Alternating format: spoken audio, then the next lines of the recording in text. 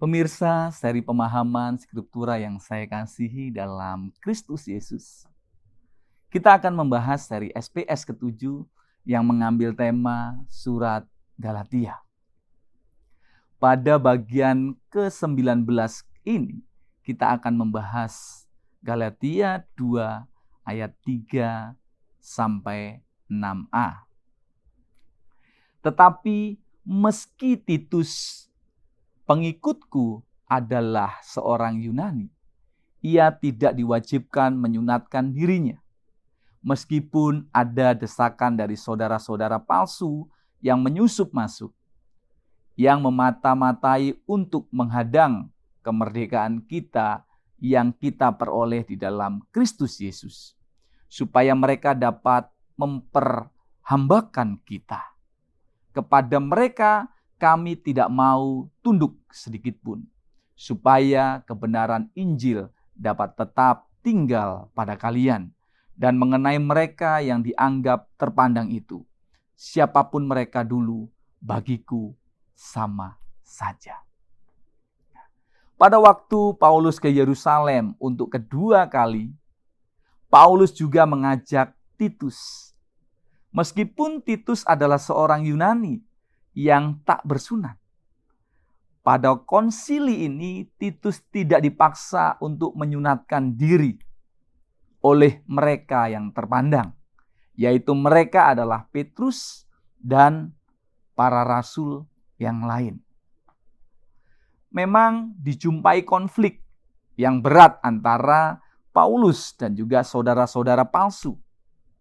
Dalam konsili ini, dan orang-orang yang sama itu juga menyusup masuk atau spionisasi atau memata-matai dalam gereja di Galatia yang menyebabkan problem yang sangat berkepanjangan. Paulus menyebut mereka adalah saudara-saudara palsu.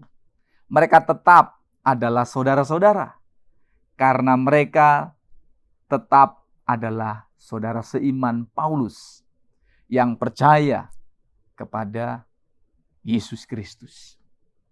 Namun mereka adalah saudara-saudara palsu karena memaksa umat bukan Yahudi untuk juga melaksanakan hukum Taurat untuk menerima keselamatan.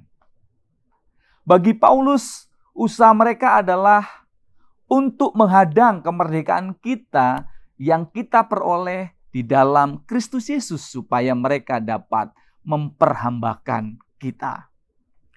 Injil bagi Paulus adalah menjadi Kristen dengan tidak harus melaksanakan hukum Taurat.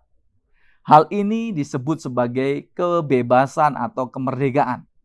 Namun, saudara-saudara palsu memaksa supaya orang-orang Kristen non-Yahudi juga menuruti hukum Taurat sebagai syarat bagi keselamatan. Hal ini disebut oleh Paulus sebagai menghadang kemerdekaan kita yang kita peroleh di dalam Kristus Yesus. Dan jika orang mengikutinya, maka orang tersebut hidup dalam perhambaan kembali.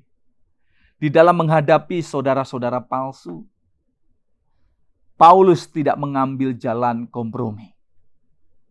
Kepada mereka kami tidak mau tunduk sekalipun, kata Rasul Paulus.